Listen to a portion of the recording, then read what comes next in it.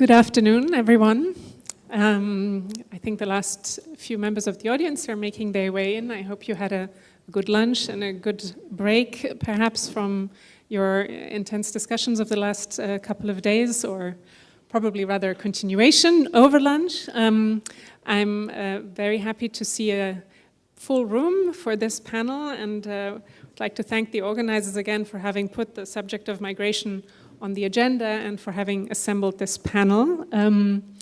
You can see that three of us are here in Berlin, and Chris Jones is joining us from London on the screen. I don't know what you can see, Chris, but I think I'm always going to instinctively turn towards the screen. Whether or not that makes sense for you, I don't know.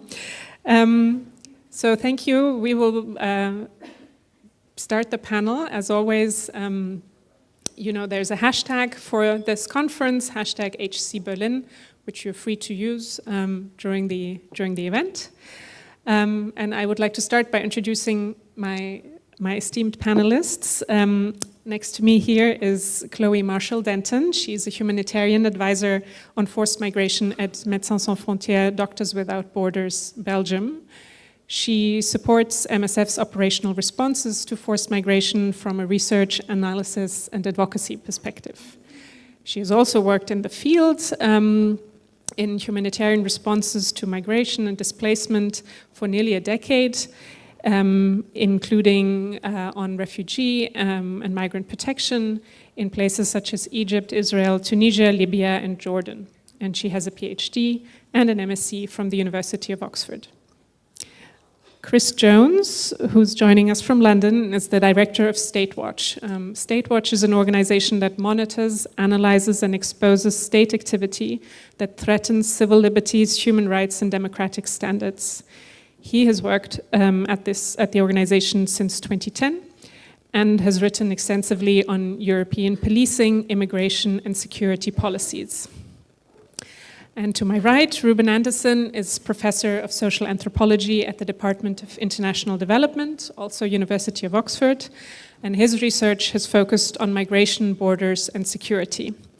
He's the author of Illegality, Inc., Clandestine Migration and the Business of Bordering Europe, as well as No-Go World, How Fear is Redrawing Our Maps and Infecting Our Politics.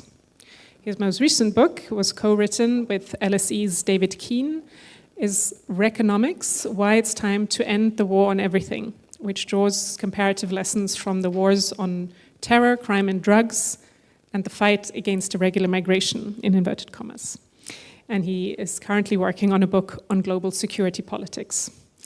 My name is Karoline Popp. I'm a researcher at the Expert Council on Integration and Migration here in Berlin, a think tank that is mandated to advise the German government on integration and migration policies. So I don't come from the humanitarian sector, and I've my work most recently, my research is focused on EU and asylum and migration policies, international refugee protection and migration governance.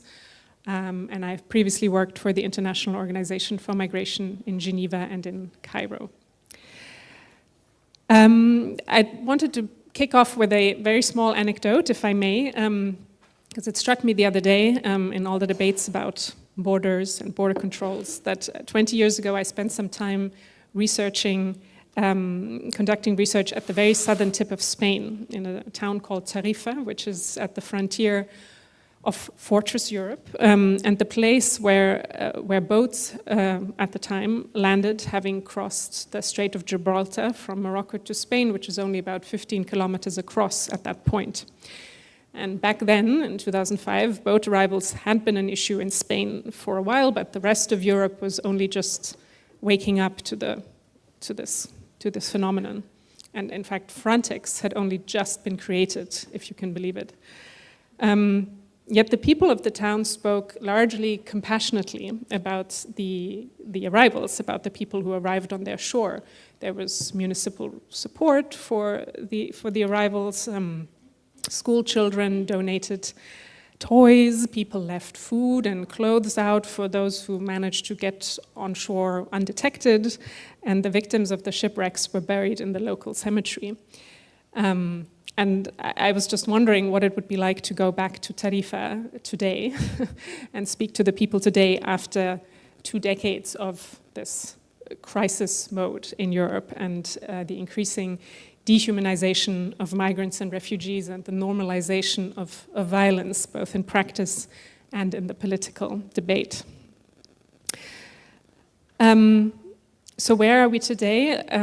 Again, allow me to sketch perhaps the problem that many of you will know well in a nutshell from a policy perspective. If you're looking at the status quo of the common European asylum system today, I think the diagnosis is that the common European asylum system never had very much in common. So those common standards never really materialized. The differences between member states in terms of reception capacity, asylum systems, the number of asylum claims they accept, how asylum seekers are treated, their chances of receiving protection and eventually of integrating into labor markets and societies remain very, very large.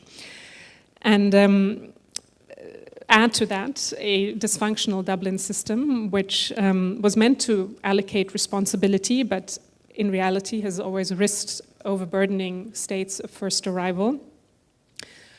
Plus, those uneven conditions encountered by refugees and migrants meant that this led to the so-called secondary movements, which further undercut the system. This, again, was in no way compensated for by a solidarity mechanism amongst member states. That has also never really worked to redistribute asylum seekers from their point of first arrival. And instead, the countries at the external border compensated for this lack of mechanism by either allowing people to move on or refuse to take back individuals as per the Dublin system. Returns to country of origins have always remained difficult. That's a whole subject in and of itself. But also, very importantly, there are very few legal pathways to access protection in Europe. So most of those seeking protection, needing protection, are left with very little choice but then take dangerous and irregular routes. And maybe most importantly, sort of from a political point of view, there's been a very significant breakdown of trust among the member states and sort of loss of faith that they were in this together, as it were. And in the absence of mutual support, member states entered a sort of race to the bottom. Keeping people away, keeping numbers down, in inverted commas, became the main objective of deterrent strategies through violent pushbacks, willful neglect, shrinking humanitarian space, and criminalization and militarization strategies. The attempts to restrict access have also increasingly given way to just an outright flaunting of rules, increasingly open disregard for European and international law. And added to that, there have been very lengthy, very protracted negotiations, obviously, about changing the EU asylum system, and during the course of which states have increasingly started claiming or behaving as if there were no law, no applicable rules. So we're ending up with this sort of complete patchwork or fragmentation across Europe. And the starkest examples of sort of geographical microcosms where this unfolds, we all know, you all know, it's the Greek islands, it's the Aegean, it's the Evros River, it's the Melilla and Ceuta enclaves of Spain on Moroccan territory, Poland, Belarusian border, and so on and so forth. And the only thing that member states could more or less agree on are securitization on the one hand and externalization on the other hand. And I think especially the latter, the externalization of deterrence, border management, and other functions to third countries outside the EU will be something we will touch on today. So with the panelists, we will try and focus less on the historical origins, but more on the current reality and the future. So firstly, what can humanitarian actors learn from past experience in terms of operations, advocacy, and positioning? Second, what scenarios do we anticipate for the future, given political prospects in the EU and the planned reforms? And what strategies do we anticipate or what strategies can humanitarian actors and their allies develop in response? As I said, there will be time for question and answers at the end, so you can start thinking about those. And finally, just a reminder to the speakers to please bear in mind that the room will also, there'll be many people in the room whose native language is not English, so just bear that in mind in your delivery in terms of speed and enunciation.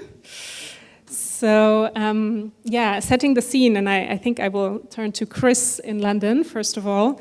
As I just said, there's been years of political wrangling, but the EU member states and institutions have agreed on the so-called pact, a very, very detailed set of legal reforms spanning thousands of pages, which we will not get into today. But as a cursory overview, a cursory grounding in what is going on, Chris, could you give us a brief overview of some of the planned changes, especially as they relate to the borders? Screening, accelerated border procedures for asylum processing, and the likely impacts that you see for rights and for access to protection. Hello, can you hear me okay? Can you say something again? It was a little quiet just now. Me? Am I audible? Yes, you are. Okay, good. So you know, I can see you from the back of the room, which means I can also see my own giant floating head, which is a bit weird. The camera's basically right in front of you. Thanks for having me. It is nice to be here. Probably would be nicer to be there in person, but I'm afraid I couldn't be. So thanks for having me via a webcam. Yes, so what is going to change, or what is supposed to change, I guess is a better question, because we, whether or to what extent these reforms will be implemented is very much a live question. So I will talk a bit, as I was asked, about some of the planned changes, and then I will try and go over some of the possible or likely impact on people and their rights. I should clarify first that I still have not read the thousands of pages of text that make up all these new laws, working on that. So I'm very heavily indebted to Steve Pears, formerly of the University of Essex and now of Royal Holloway University, for an analysis that he has produced of new measures. He's got those thousands of pages down to about 90, which is quite an impressive feat. So what is supposed to change at the borders of the European Union? Okay, first of all, there's supposed to be this screening process, which is meant to apply to various external, what can be called external cases, or at the external borders. So people who have found to have crossed the border without permission, who apply for asylum during border checks, or who are disembarked after a search and rescue operation, they have to be subject to this screening process. And people who are found within member state permission, within member state territory with no permission and no indication they were subject to external border controls, they can also be put through the screening process. And the purpose of that process is to apply a uniform series of health, vulnerability, identity, and security checks to people to collect their biometric data, their biographic data, and to run that against various European and international databases to find out who they are, if they've got some sort of security alert or arrest warrant out on them, whatever it might be. So this is obviously a sort of management system, it's to try and create a uniform process to people in those situations. What's going to happen to people while they undergo the screening process? So for people who are put through that process after being detected or intercepted at the external borders, it has to be done within 7 days. They have to be held in an adequate and appropriate location. That's from the legislation, adequate and appropriate. And the same for people found within the European Union, but the deadline there is 3 days. and there's obligations put on those people. They have to remain available to the authorities. They are obliged to provide the data that's required. So, they have to give their fingerprints, they have to give their name, date of birth, and so on. And all this takes place under what's called the fiction of non-entry. So while you are in this place where you are being screened, you're technically not on European Union territory. You obviously are, but where exactly that territory is has become flexible, let's say. I think key point is that nothing in those rules in the screening regulation regulates decision making. It's a sort of filtering process. So once you've gone through that, you are going to be sent to either the asylum procedure, one of the many asylum procedures, or to removal, deportation / return procedure. So for example, following screening, if you apply for asylum, asylum applicants might be sent to be processed under what's the new border procedure. There's various types of border procedures. This is just revised under the new asylum procedure regulation. It's a kind of accelerated procedure, and it has to be applied in 3 different cases. It's mandatory in 3 cases. So where people make or are believed to have made misleading statements or behave in bad faith, where they're deemed to be a threat to national security or public order, or they come from countries that whose citizens tend not to be recognized as having a claim for international protection, so countries with low recognition rates. Again, the legal fiction of non-entry applies, and if you're subject to the border procedure, it also applies anywhere else you might be. So you might have to go to have healthcare, you might go to a courtroom. This legal fiction still applies to you. That doesn't mean that no law applies to you. There's supposedly all the safeguards and all the rights and whatever else, at least that's what the law says. And there's various time limits on this procedure, so it has to be carried out within 12 weeks. If within 12 weeks no decision has been made, you must be allowed into member state territory and your application is processed under a normal procedure. If your asylum application in the border procedure is rejected, you can spend up to 12 weeks in detention under the border's return procedure. And that then could be followed by further time in detention under the returns directive. Finally, I was asked to comment briefly on this crisis and force majeure regulation. Steve Pearce calls this the exceptions regulation. What it really does is just set out loads of potential cases where member states can request exceptions to the law. There's 2 types of crisis: mass arrival of people, or what is called instrumentalization by a foreign state aimed at destabilizing the EU and its member states, and force majeure, which is abnormal or unforeseeable circumstances that means a member state can't meet its legal obligations under asylum law. Member states, there's a process for invoking these exceptions. They have to make a request to the Commission has to assess it, the Council has to pass a decision, set out a plan for how that state is going to be helped. And this then allows the member state to invoke certain exceptions, which mainly affect timescales for dealing with people's applications or putting people under certain different procedures. And member states who invoke these exceptions can also ask for relocations from other member states, financial contributions, or alternative measures. So ways to take people off their territory and have them processed by another member state. Sorry, that was my attempt to be brief. More briefly, the impact on people's rights. I think it's important to say there's been, I think, not very useful communication from some people on this, saying it's the end of the right to seek asylum. That's not true. And I think it's counterproductive to say so. What it is an attempt to obtain control over this situation and over these people. And there are obviously major problems with it. So first of all, it's worth pointing out that some rights have been extended in these reforms. So equality of access to education, employment, certain specific protections.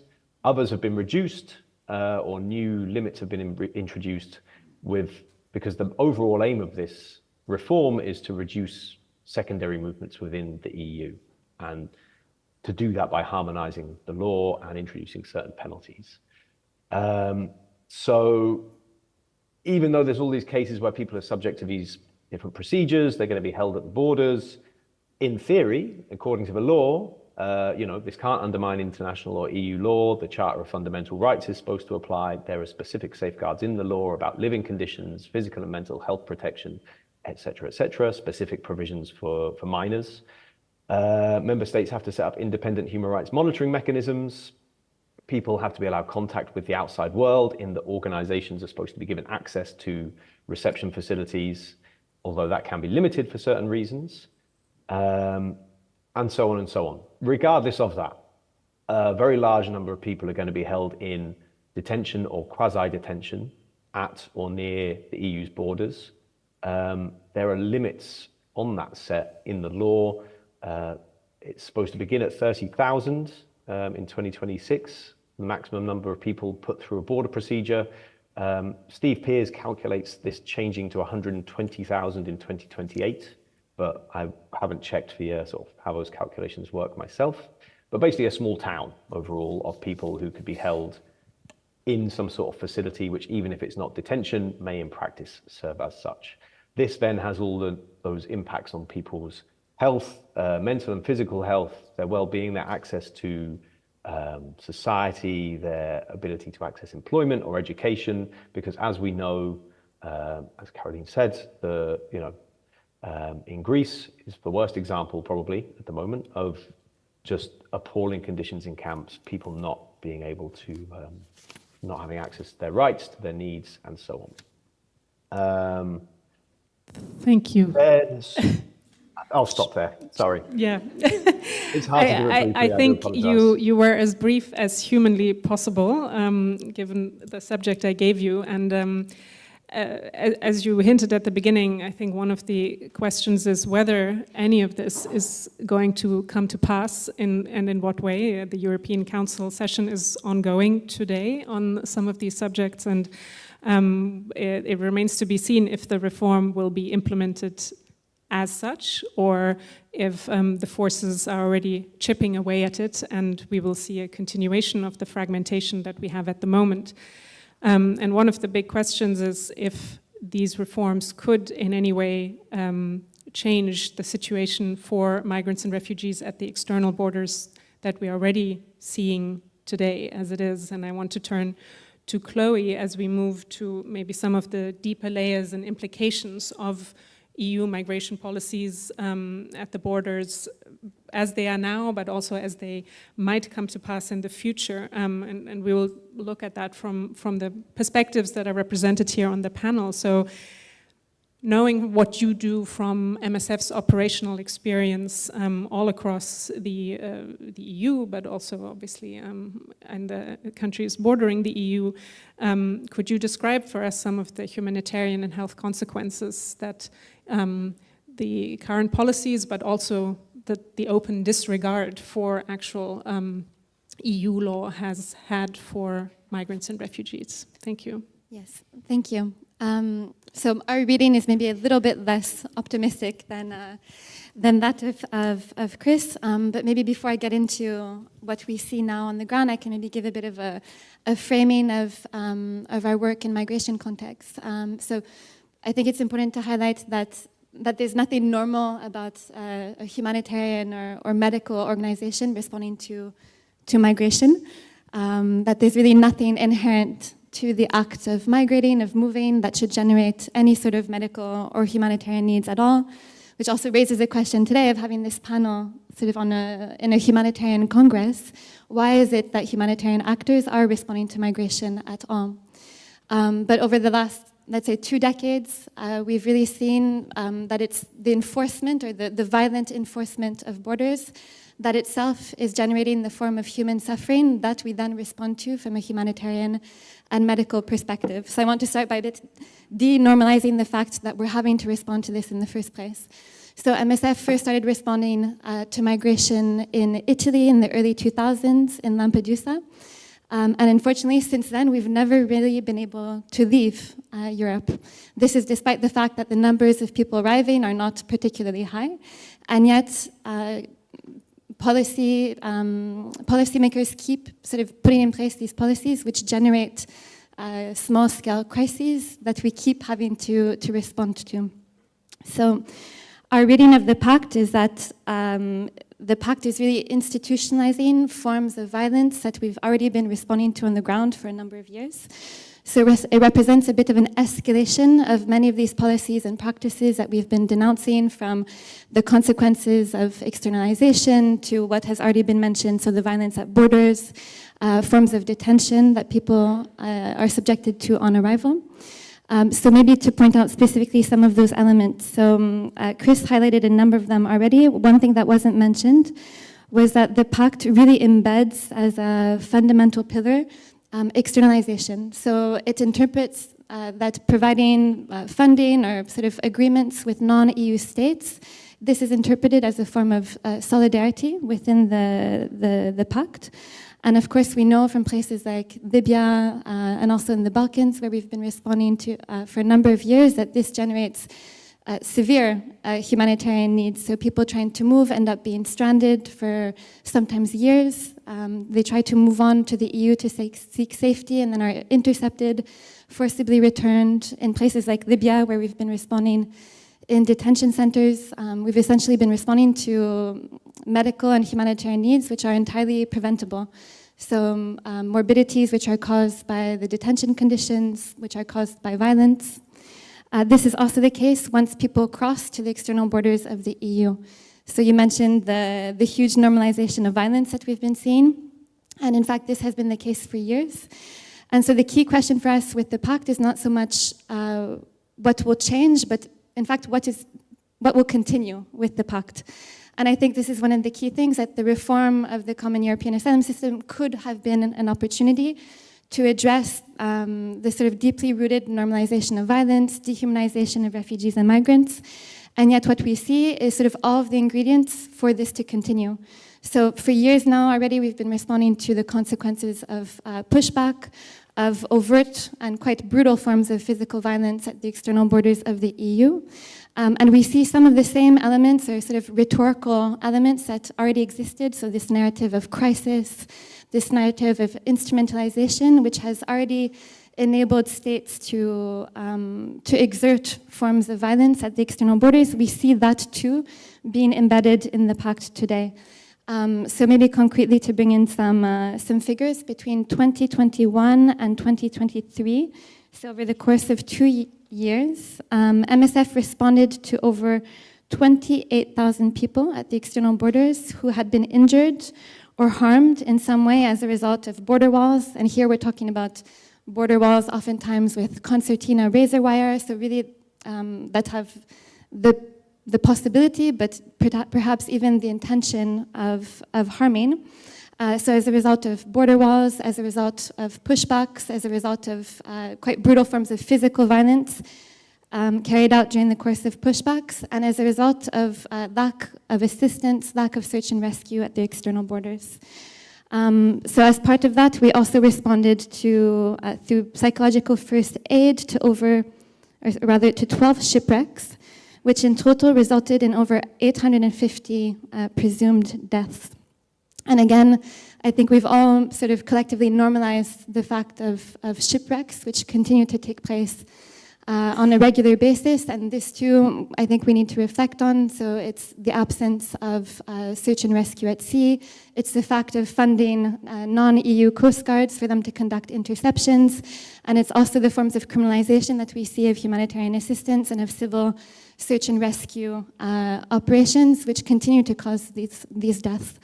And once again, the pact provides no answer to this. And even with the so-called independent monitoring mechanism that's being proposed, which is in relation to the screening procedures that Chris mentioned, it does not cover itself the act of people crossing the border.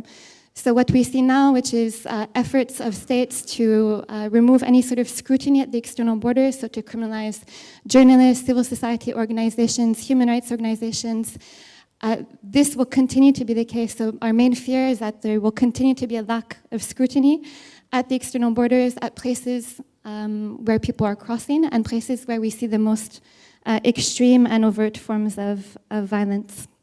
And then maybe just to mention the third pillar of that we're quite concerned about is this reliance on screening and the border procedures. which we believe echoes what we've already been responding to on the Greek islands, but also in the hotspots of Italy. We know it will most likely involve, in order to keep people in this sort of fiction of non-entrée, it will most likely involve forms of quasi or de facto detention. And so if we imagine also the cumulative nature of all of these things, so people being stranded outside of the EU, facing forms of violence on arrival at the external borders, and then once they do finally arrive, being subjected to wide-scale containment and detention.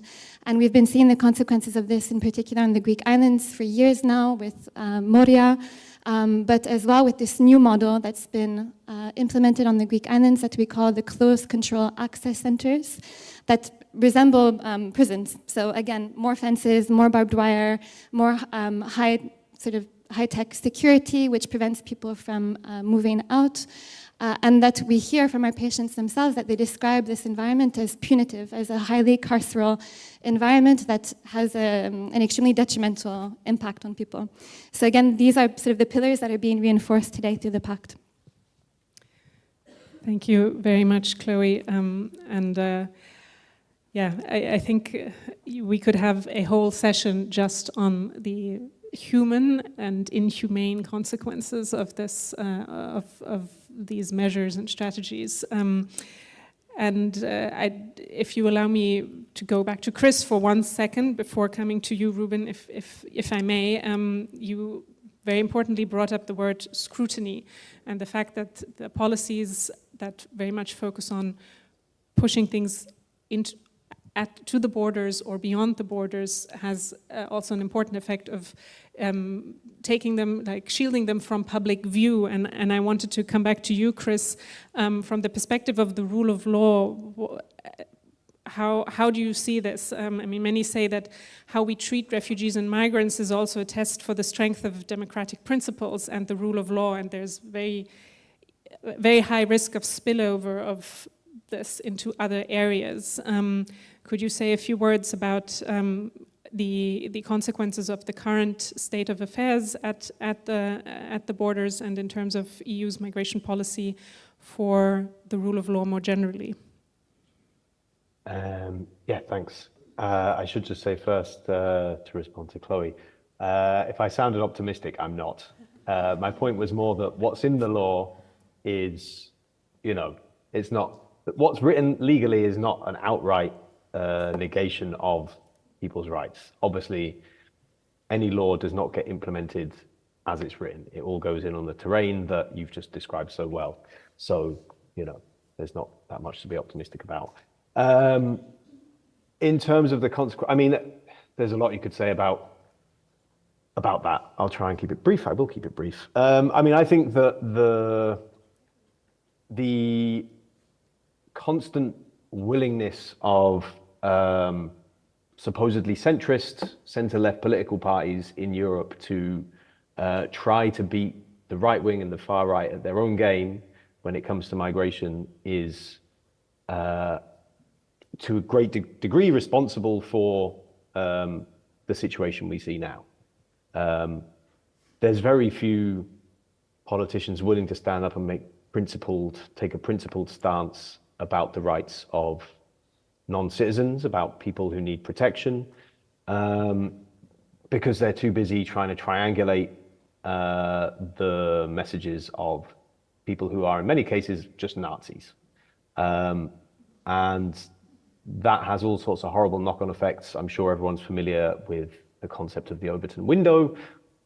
Maybe 10 years ago we were somewhere here. Now we're probably this far over here. I mean, there's also very concrete effects that this has. The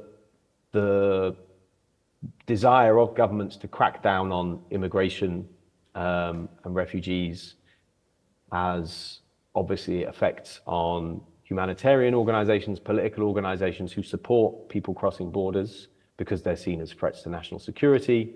There's numerous cases where it's had impacts on transparency rights. In Italy, for example, the government passed a decree restricting the application of freedom of information laws to things to do with immigration. and external cooperation to do with immigration. It has effects upon freedom of the press, because journalists are told you're not allowed to ask about that, or don't ask about that. If you do keep asking questions about these topics, we're going to harass you, we're going to hound you, we're going to blacklist you. So the effects are most immediately felt upon people, who are pushed back, who are locked up in camps, who are brutalized in this way, but the ripple effect of that is far broader. Thank you. And I think you already sort of prompted the next question. Let me finally bring in Ruben and your systemic, perhaps anthropologically informed view of the system and this particular model of migration and border management that the EU has chosen, and that has also taken a life of its own in some way and become the mainstream, seemingly without an alternative. Could you tell us a little bit about how you analyze this system and the different actors and institutions that are invested in it or have become co-opted inadvertently? Sure, thank you. Can you all hear me okay? Well, thanks, first of all, to have migration on this Congress. It's a very important chance for us to all get together, and also to bring actors together from policy, academia, the humanitarian sector. We should do a lot more of this, basically. So I'll sort of break your rule in a way. I'm not looking too far back into history, but I think to respond to what Chloe was saying around normalization, we do really need to go back into quite recent history and realize how new this border security approach is to dealing with certain kinds of migration. Of course, not all. We're talking here of maritime migration or migration by land, irregular pathways, forced displacement, very particular kinds of migration. And this system, as we know it today in the European Union, we see something very similar on the other side of the Atlantic, really kicked off in the 1990s. And it did so in a very particular political context of the Schengen Agreement.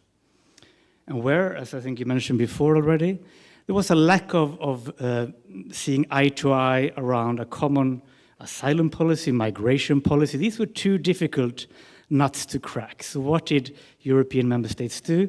Well, they all decided to agree on border security and patrolling the new external border of the Schengen area, in the absence of a political agreement over migration and asylum that now started to become common issues within the EU. And since then it's continued, it's sort of taken on this life of its own, as you said, Karoline. And it's important for us to understand how that has come about, the better to start to break that cycle or to find ways, whether as humanitarians, advocates, or whoever we are, to speak back and to challenge this sort of self-propelling system causing so much human suffering, but also so many political risks and so much instability. Because it's easy to forget, perhaps, when we talk about rights, humanitarian consequences, these are enormously huge, important issues.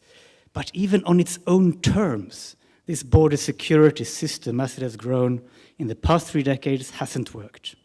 In fact, it's been a major contributor to all the migration crises we've seen at the border since this time. It strengthened the smuggling networks. We increasingly have a captive population. We see that in Libya.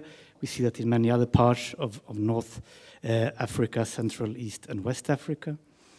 And it has allowed for a political brinkmanship to be staged among neighboring states who know what button to press to get further political or economic concessions out of European politicians who are running scared and in blind panic about further migration, further negative headlines. And that, again, as Chris said, goes also for the center-left and liberal parties who've jumped on board this bandwagon.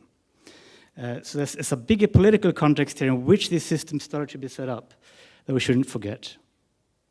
Now, if we go back to that moment, and you stop me any time when this gets a bit long in the tooth, but in the 1990s, when we first start to see the security approach to migration at the external border develop, we had already there a set of perverse incentives developing for neighboring states such as Morocco, further south, Mauritania a few years later, where there was a big, one of Europe's earliest migration crises, if you remember, 2006, the Spanish Canary Islands, where states here in the region saw it fit to sort of open and close the door in order to put pressure on European states.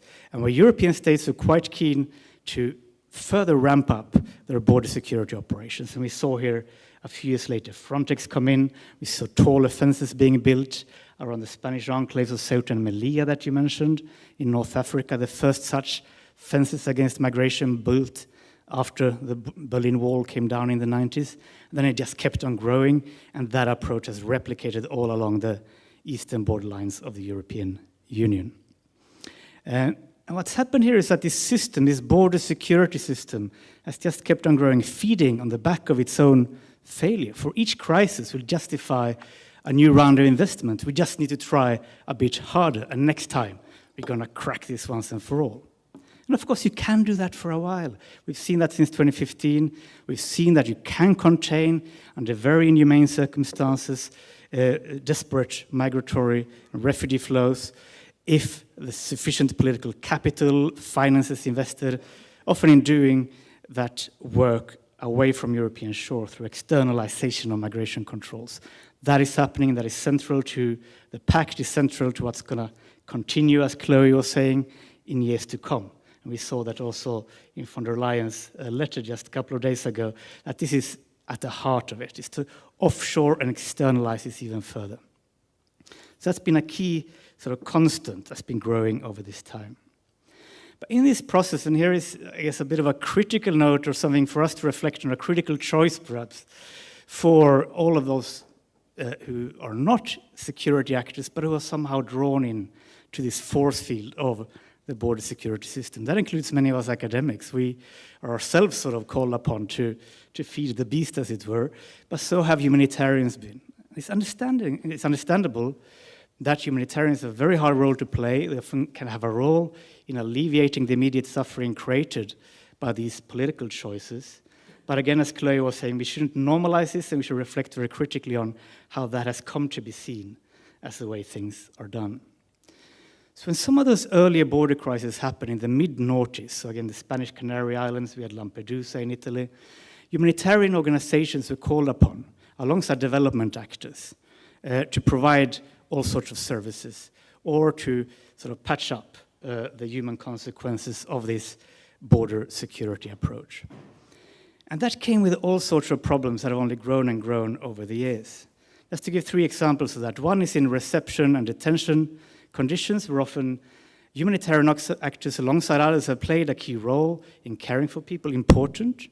But again, this has often served a legitimizing function, is seen by migrants themselves and refugees as part of the system, so that line is sort of disappearing between humanitarian action and enforcement apparatus. Another case is repatriations, often framed as voluntary from North Africa, which have often been anything but voluntary. We saw that, for instance, after the 2011 Arab Spring in Libya, where people were being sent back to their home countries, often against their will. And this kind of thing continues to this day. And we see it in search and rescues, where humanitarian justifications have been used for extending patrols ever further into third state territory. These are just some of the examples that we see strengthening over the years, and probably in years to come we'll see more of that, even though the humanitarian rationales of fig leaf, if we will, are kind of somewhat disappeared since 2015. This is still very much with us, and it's a problem we all have to deal with, whether in policymaking, academia, or the humanitarian sector. Thank you very much. And yeah, I think having established where we are and how we got here, I would really like to give the panelists also a chance to react to what you've said to each other's inputs here. And I'd like to see if we can move towards an analysis of these future scenarios, but also approaches and strategies that your organizations are perhaps already thinking about, or that you have reflected on as part of your research. And especially these 2 aspects, which I think are coming through quite strongly in your discussions. The system that has become nearly like unquestioned and has a way of self-propagating, and the role of different institutions and actors in feeding that beast inadvertently and legitimizing, normalizing things that should not be legitimized or normalized. What are your, what conversations are taking place, and how are you thinking about your future positions vis-a-vis these policy issues? I would address that to Chloe, but also to Chris, and also to you. What do you, Ruben? What recommendations would you make to, especially humanitarian actors, to avoid facilitating harmful structures even further? Maybe we can start with that, and I will give each of you a chance to intervene, and then maybe we can also turn to the point of externalization and the role of third countries, as well as the role of especially your organization and other humanitarian actors, as you're also active in those very same third countries that are both affected by and playing the system themselves. Would you like to start? And let's start on the what is the role of what conversations are taking place in the humanitarian sector about being part of the system or withdrawing from it. And I'd like to jump off of Ruben's point at the same time. I think with the pact, interestingly, one thing that we saw, and in particular as we were trying to conduct advocacy on the pact, is that we faced a number of closed doors. So the EU Commission was not particularly interested in hearing what we had to say, as well as other actors involved in the process of negotiation. Then when the pact was agreed upon, so in May 2024, the EU Commission held a meeting with civil society organizations where it announced that NGOs would play a key role in the implementation of the pact.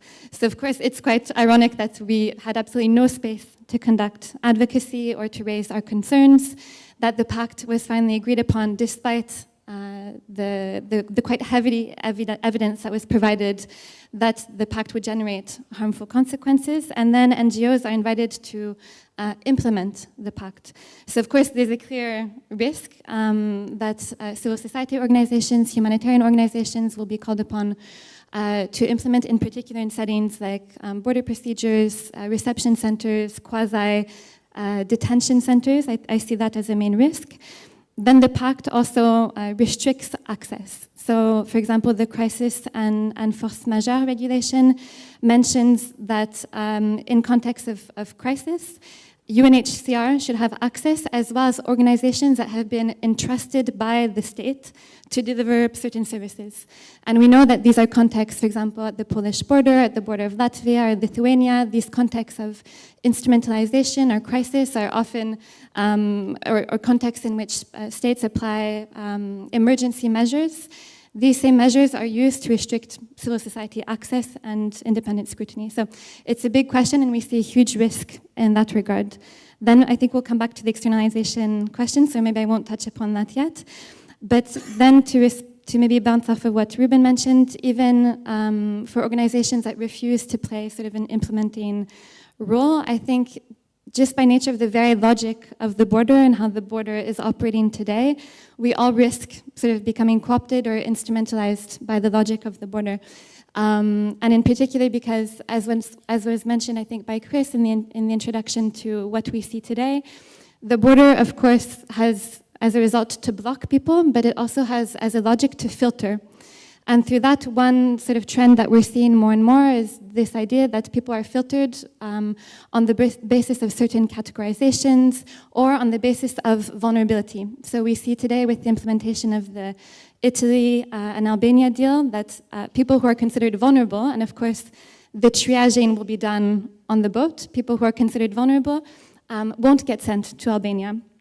So there's a big question in terms of this logic of filtering, which can also be seen as triaging, which is in fact compatible with the logic of humanitarian organizations. And so there's a question of to what extent actors today want to be involved in this. And we almost see ourselves as MSF as being involved against our will. And so it's a very complicated space to navigate, and these are sort of ongoing discussions that we're having, even though, you know, we claim independence, we reject EU funding, and despite that, we see ourselves as being pulled into the system in reception contexts as well as in these restricted border contexts. I can maybe elaborate more on that later. There's some, I think, key examples in Poland and in other contexts, but it's one of the big discussions that we're having, at least today. Okay, yeah, maybe in our closing round, I'm conscious of time and the need to have time for questions, but if you can give us a couple of examples of where you've taken a position or made a choice about your involvement, that would be very interesting. And same for Chris. Chloe just said that the room for advocacy was very limited. What are your thoughts on the future of advocacy? And do you have any recommendations about how to reshape the approach in future that civil society organizations are taking on this matter? Yeah, I mean, I should preface this by saying we are not an advocacy organization, or certainly not primarily. That's not our main job. We're information producers and information providers. So, you know, I have thoughts on this, but I guess I have the luxury of being slightly removed from it. I mean, from where we sit, you know, we do support a lot of organizations with their advocacy, with information, with developing positions and so on. And I think Chloe just summed it up very well. You know, people who are currently in power are not interested in listening to even, you know, highly respected humanitarian organizations, let alone, you know, maybe slightly more provocative or scrappy NGOs. And I think for a long time in the EU, that is what this model has relied upon, is organizations have access to people in the parliament, people in the commission, maybe some people in the council, and, you know, from different member states, and they try and get them to see sense and, you know, try and get them to be slightly nicer. The question now then is what happens when there's fewer and fewer people in those institutions who are willing to listen to outside organizations, much less even take those views into account. And I don't think that means organizations should give up on that model of advocacy, because I think it's important for there to be alternative voices within those institutions. But the question is, what else can be done alongside it? You know, like I said before, the number of people who in 2015, 2016 mobilized to act in some way, whether it be motivated by humanitarian or political motives to support people who are entering Europe, was probably one of the biggest civil movements of the last decade. And a lot of that energy is still there. A lot of people are still doing stuff, but has there been enough of an attempt to funnel that into, you know, sort of beneficial political outcomes in a way that can put pressure on people in power that has an effect? I mean, part of the problem comes from the structure of the European Union, I would say. I would argue it's designed precisely to not necessarily exclude, but to make popular pressure upon it very difficult. You have all this power centralized in Brussels. Most people, most of the time, aren't even aware that, you know, discussions on these new laws are taking place in Brussels, let alone how they might make their voice heard on it. We're in a better position in that regard than we were 20 years ago, but I still think that's true. So I think there's a lot of discussions to be had. I don't think there's one particular answer, but there's certainly a lot of new things that could be tried that, you know, maybe might help make some pressure felt more effectively. Thank you. And yeah, Ruben, maybe from your point of view, where in the system are perhaps the pressure points or the weak links that that we can address and start unpicking? Yeah, it's a hard question, I think. And I think all of us feel some despair around the lack of interlocutors and the number of closed doors in politics and in policy making on these issues.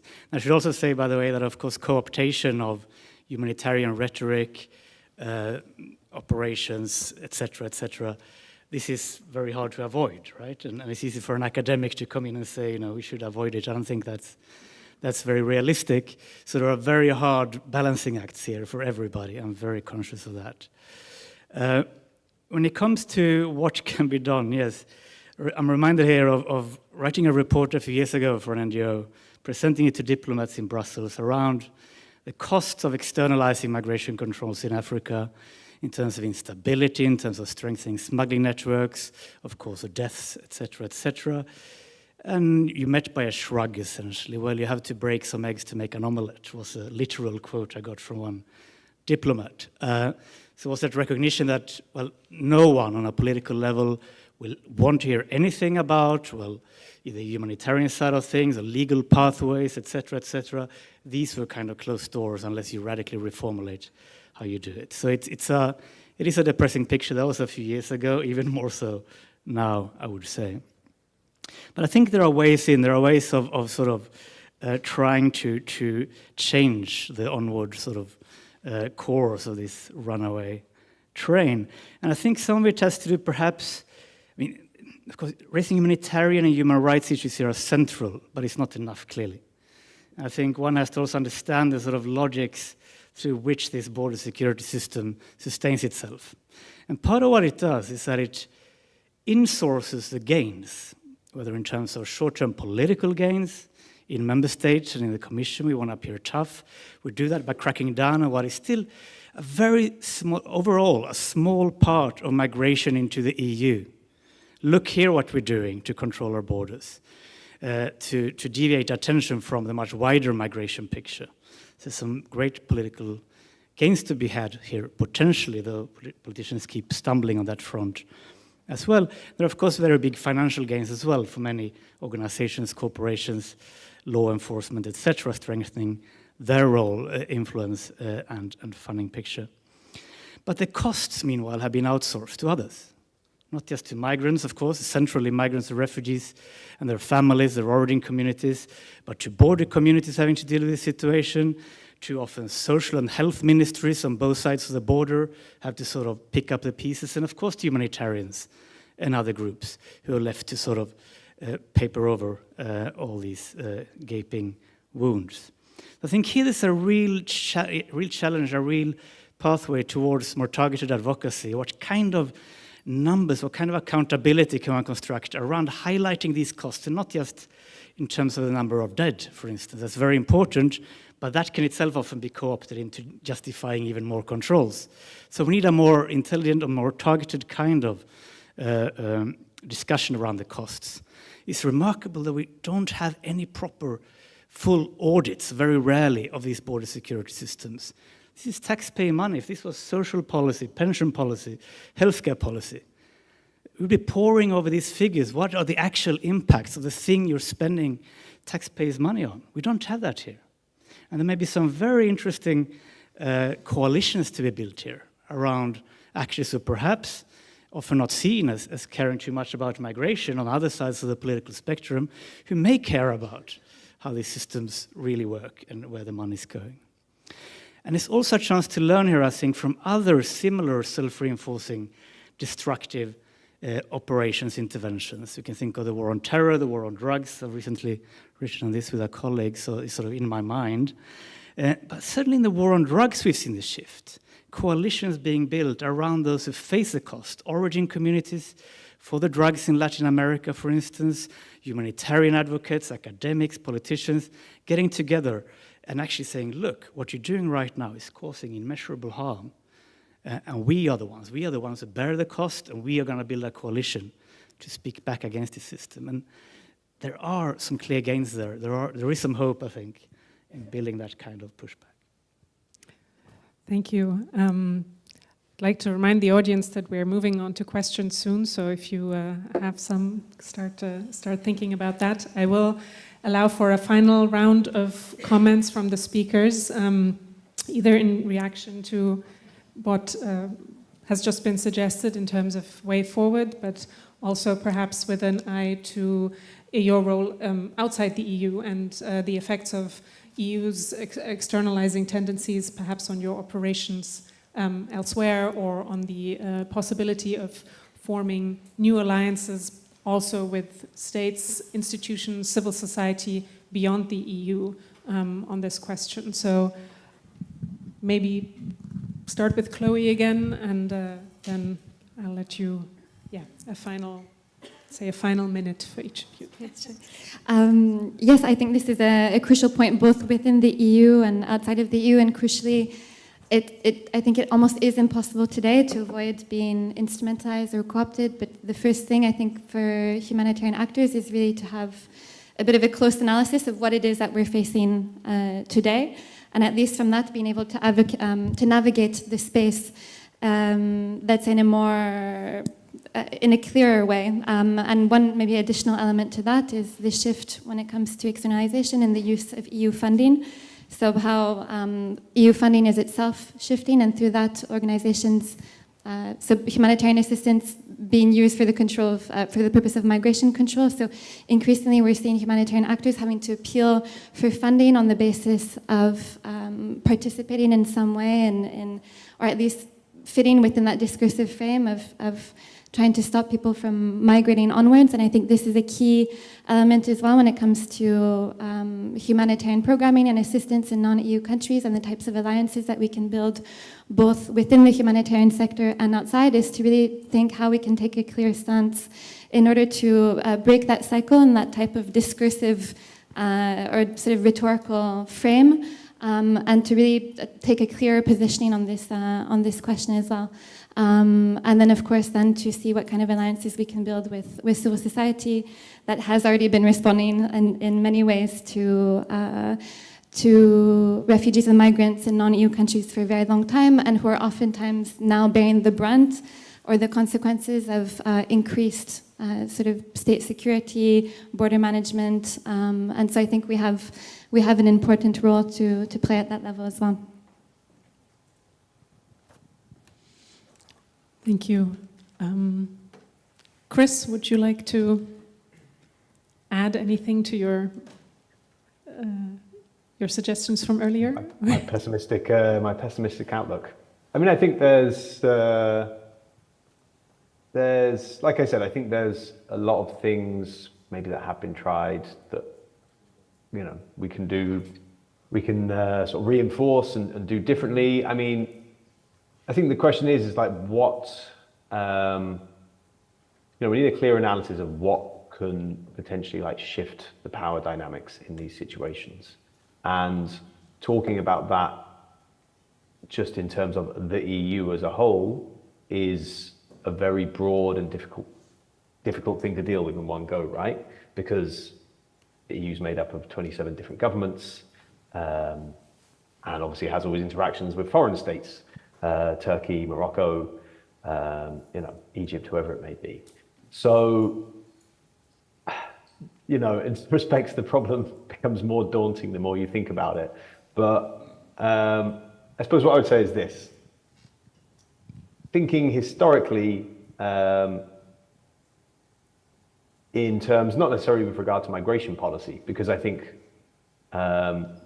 it's also easy to sort of have some rose-tinted glasses and say, oh, you know, didn't things used to be so much better? I don't think there's ever been a golden era for like immigration and asylum policy in Europe. Things are obviously getting worse, but it's always done a lot of harm to people.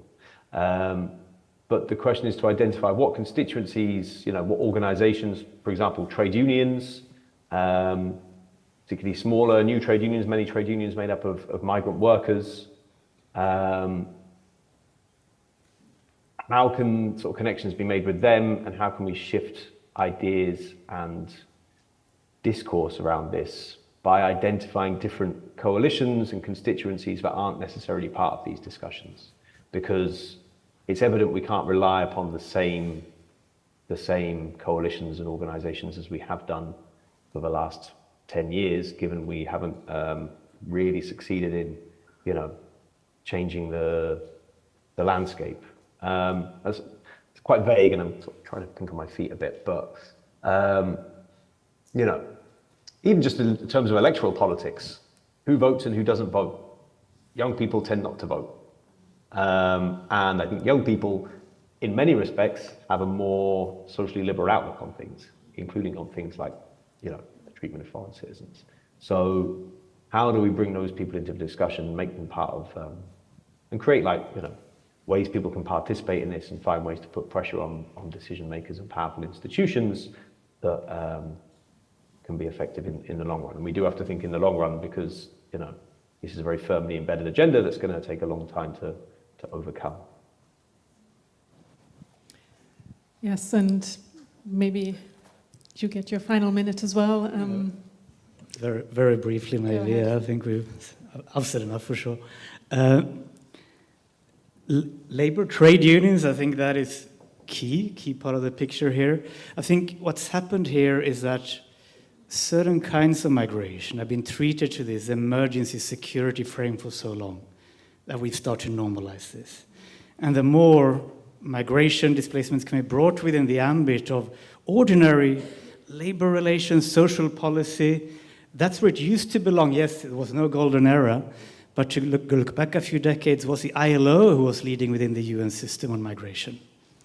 Labor unions, and labor policy was central to how we looked at cross-border migration. Of course, it still remains so to a large extent, but when we talk about these particular kinds of migration, that has gone out the window. So that's just one example how the reframing of this has to happen on all sorts of levels and may well happen through building those coalitions. That in itself says something about how you view migration, how to frame the issue, not as an emergency topic necessarily, though emergencies, as they happen, humanitarian ones have to be addressed, but as something that can be brought into the normal sphere of labor relations, social policy, protection and health policy. Thank you so much to the three panelists for this incredibly rich input, and I think you've all done a great job at not giving in to the despair and the doom that besets us all that work on this topic. I want to turn to the audience. We do have a good amount of time for questions. I believe there are roaming microphones. Please state your name and your affiliation. Please keep your questions short and tell us who the question is addressed to. I will take them in perhaps 3, and then we have a round of answers, and then we see if we can take more questions. So I'll go both sides. I can see sir in the black glasses here, and one here and one here. So let's start on this side of the audience, and then the two of you, please. Thank you. Rahim from Focus Humanitarian Assistance. I was going to try and keep it short, but I think we're looking at certain ways, and we talked about different types of migration and how this has become a security issue. Should we not, as humanitarian organizations working in this field, be looking at other options for those who are coming through? Because we spend a lot of our time being reactive once they're there. Once they're trying to cross the border, we're dealing with multiple different types of policies. Some people enforce Dublin rules, some people don't. We get calls in the middle of the night, someone's been kicked out of this country, but not out of that country, they've moved around. So we're always reactive in this space, and it's not a flat, even playing field. Should we be looking at the labor market? Should we be preparing perhaps pre that? Because otherwise what we have is a crisis when they arrive on our shores. Can we avoid the crisis?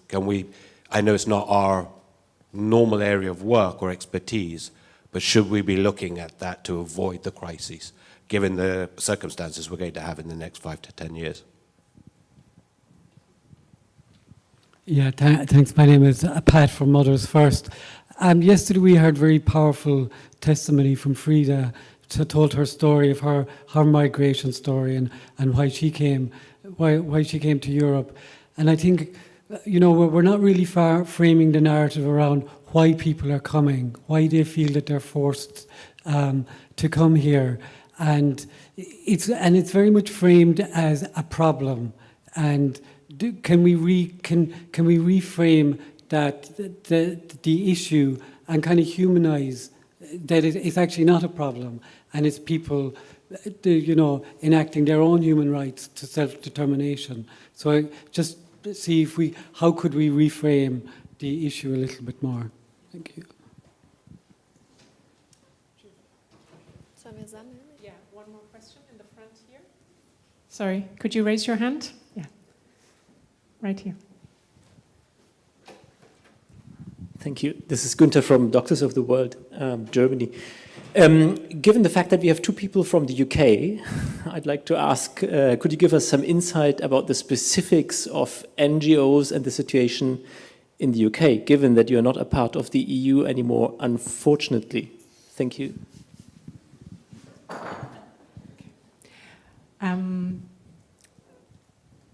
The questions were partly addressed to some. Maybe may I suggest, Chloe, that you take the first question on reframing humanitarian action. Should humanitarians be redefining their work in some way to avoid crisis?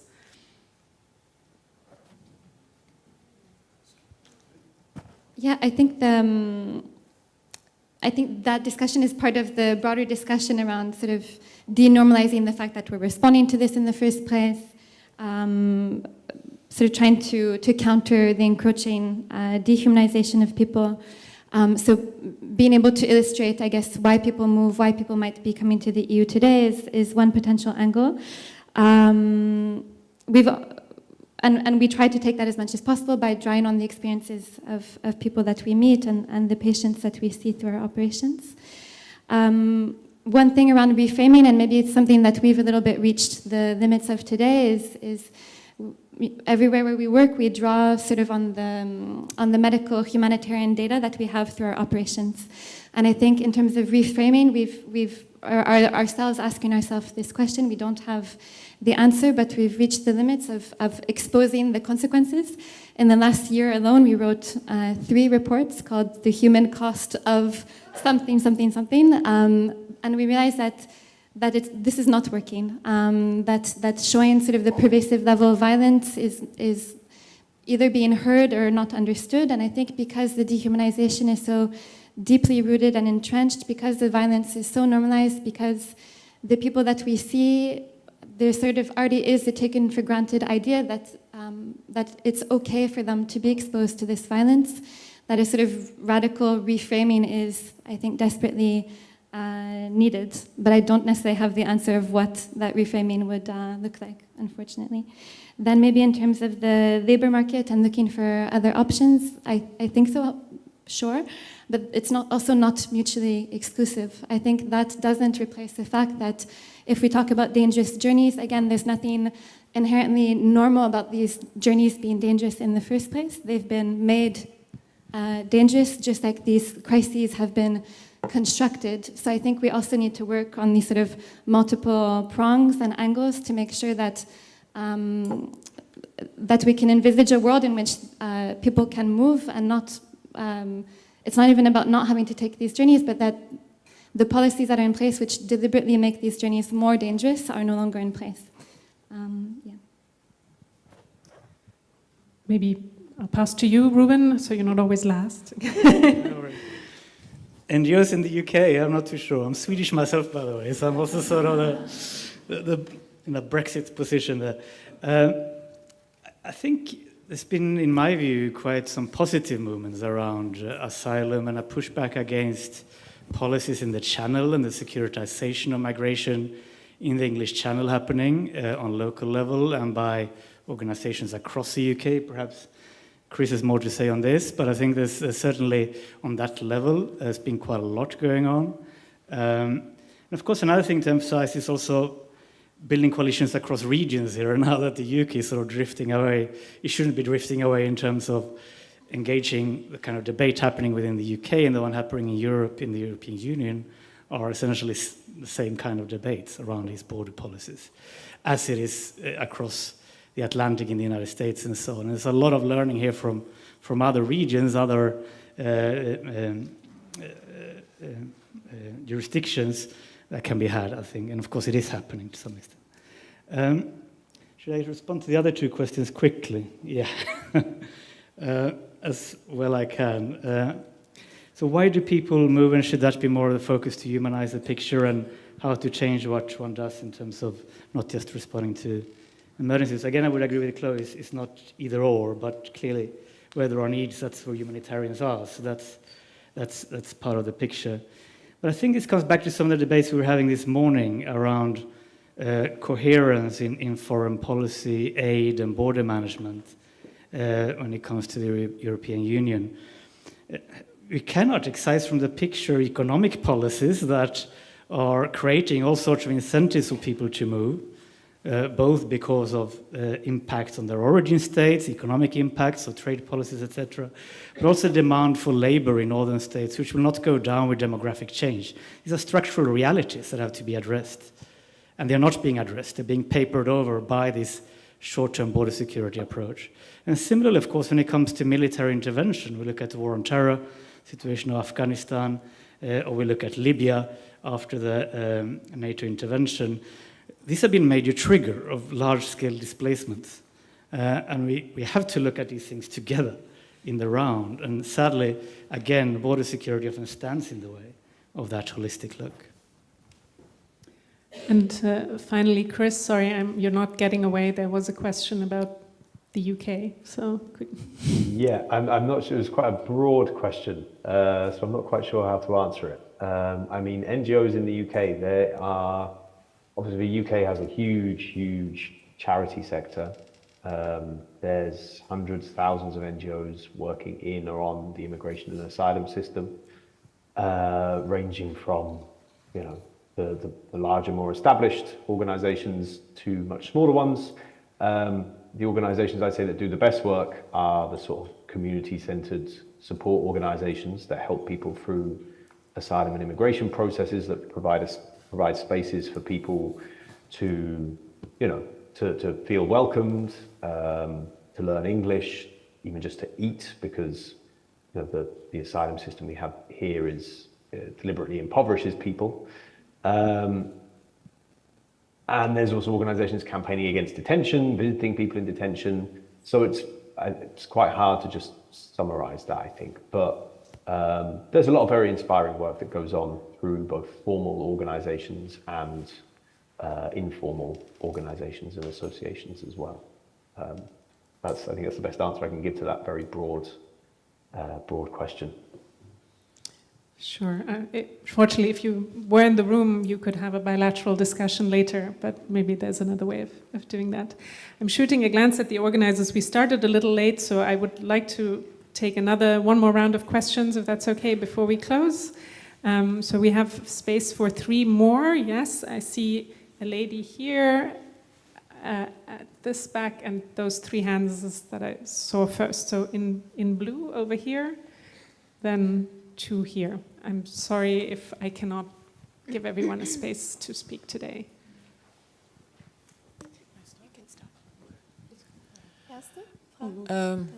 Yes, hello. I'm Karina from Action Against Hunger, and I have a question for Chloe. It really struck me when you said that humanitarian actors shouldn't be respondents to migration in the first place, that the system is inherently wrong here, and that it has become so normal that we don't even question it anymore. And considering MSF's history in DRC, for instance, and the founding in Biafra and so on, I'm wondering, are there considerations within MSF to pull out and to say enough is enough, and we make a statement here, which of course would have dire humanitarian consequences, because who would then step in? But on the other hand, it would send a strong political signal.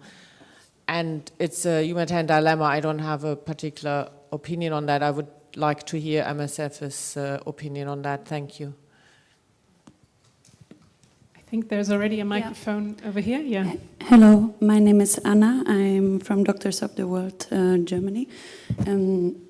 I wanted to ask if there are some asylum systems or migration policies from other countries or parts of the world that you would give as a positive example. Obviously, nothing is perfect, but if you see some sort of positive examples in this, and maybe also in comparison, where do you see the EU policies compared to other parts of the world or the world?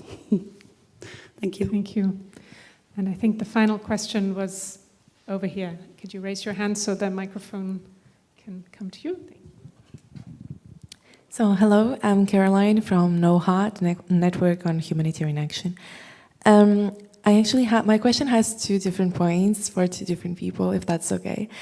The first question, as a practicing lawyer, would be regarding the frameworks of international refugee law, European human rights law, international human rights law. Most of the provisions and obligations are binding on European states, including the not EU anymore UK, which is still bound by certain provisions, certain obligations. So considering what we witness in the European Union nowadays, and for example, I'm now working at the University of Warsaw, what's happening with the Polish border, with Frontex, the amount of cases that are identified but not reported, and we see that case law actually in the European Court of Human Rights is not really strong on migration issues. National interests colliding with these international principles, but what I really wanted to understand is what is actually in concrete preventing humanitarian organizations like MSF or even others that might be here present from actually seeking legal assistance to initiate litigation, initiate and pursuing legal proceedings within the courts, taking into consideration that individual cases from individual people, asylum seekers, refugees can also be brought to these institutions. So making use of these instruments. Could you move to the second part? Yes, and the second question would be specifically concerning the risk and threat of disinformation, and would go to Chris. We are witnessing new ways of changing the political discourse, and we see that disinformation, fake news are usually connected to anti-immigration speeches from more like radical political forces. So I would like to ask you, Chris, what kind of advice coming from I would say journalistic information point of view would you give to humanitarians? How can we actually influence the media space to advance our objectives as humanitarians? Thank you for all the excellent questions. I will start with Chris this time, and then maybe Ruben wants to take the question from the side of the room, and we'll end on you. It was clear, no? Chris. Yeah, hard question. I mean, as has been pointed out, you know, simply highlighting the disastrous effects of these policies seems to have a very limited impact. So we can say time and time again, this is leading to people dying, to being tortured, whatever other terrible consequences it has. And it seems to have very little effect on the discourse. I mean, to bring it back to the UK, I mean, you can see here how there's been studies done on how, you know, what people say are the most important issues to them in their lives. And whether they say it's immigration or not, essentially has a direct relationship with how much immigration is in the press. The problem is in the UK, the press is mainly owned by millionaires, billionaires in fact, who are extremely right-wing and have been poisoning public discourse for decades. Combating that is very difficult. I think there's obviously new ways to do that. You know, I don't have any great faith in social media in and of itself, but it does allow for different voices to come through. There is a lot of work that goes on about narratives and messaging, and how that might better, amongst sort of the NGO world, and how that might better, you know, connect with people. I don't have any key recommendations. I do think we have to continue documenting the impact of these policies and what people in power are discussing and talking about, because if we don't know what's going on, we can't effectively challenge it. I don't have a direct answer to the question, I'm afraid, like how to break the impasse of essentially people having been so dehumanized to this stuff that they don't care anymore. Thank you. Press a button, it does work, doesn't it? Yeah, okay. Positive example, that's the billion euro question, isn't it? We could just, we don't have to leave the region, right? We could look at policy on Ukraine, which normalized and organized a large-scale displacement in such a way that actually was quite acceptable to most member states. It was became harder to instrumentalize migration for Russia in this case, to use the language of the EU itself. So through normalization, you arrived at a very different scenario with migration and displacement.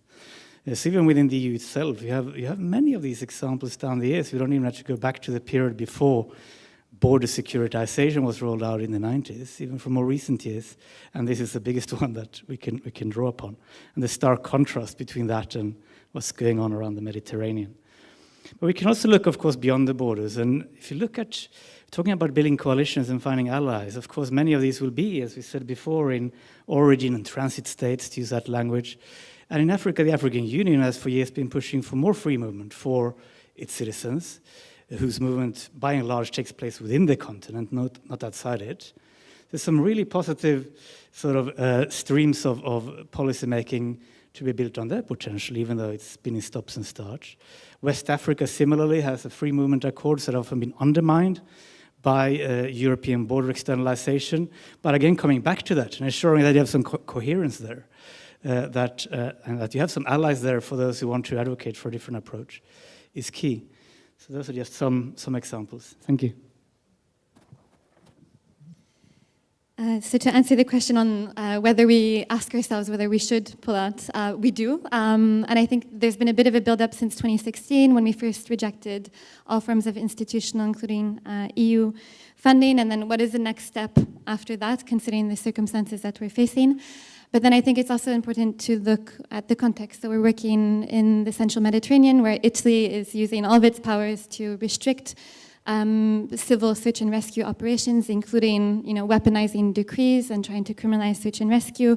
We're working at the border, at the Polish border with Belarus, where the government has imposed a buffer zone restricting access, so trying to block civil society and humanitarian actors from helping those who are crossing the border.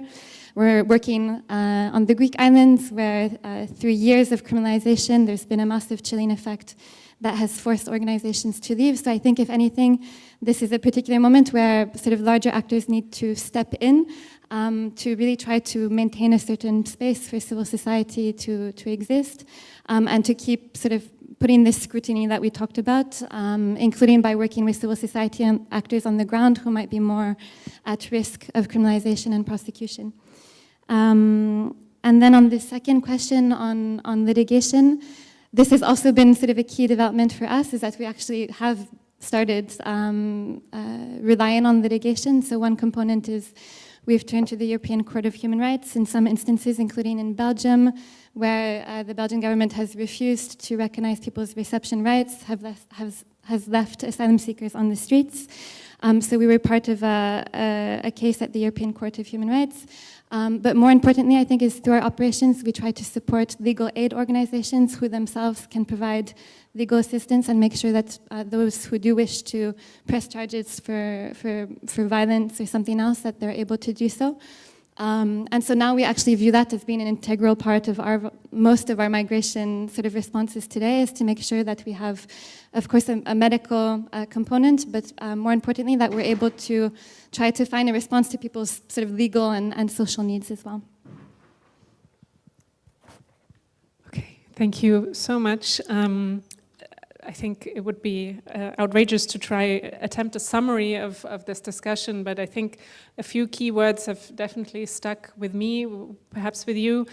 The need to resist the continued normalization, to refuse to accept that any of this is either normal or without alternative. Would be one. The second is perhaps the approach to follow the money, but also really keep track of the costs and different kinds of costs that are shouldered by different kinds of actors and humans caught up in this system. The EU very often talks about breaking the business model of smugglers. Perhaps we should be talking about breaking a different sort of business model.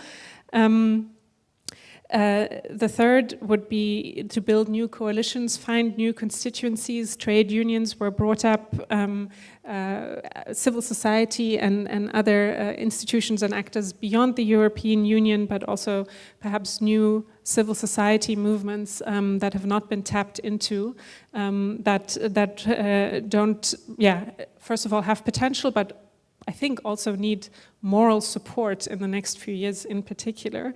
And lastly, reframing the narrative change, some radical rethinking about how we talk about this issue. And I often think, us from the migration world, we are perhaps guilty of talking about migration too much and not talk about some of the other pressing concerns, but also the other policy sectors that are caught up and in fact underlying to the situation that we find ourselves in. So I will end here, and I would like to extend my thanks to this brilliant audience, to my wonderful panelists in London and here in Berlin. Thank you very much for your contribution. Thank you to the technical team in the room for your support. And last but not least, please, if you still have energy, stick around. There's a final session coming up at 3 p.m. today. It's the concluding reflections and takeaways with Anita Katakuzi and Hugo Slim. I think it's taking place live in the Kleistsaal downstairs and live streamed up here. So have a good break, and thank you again.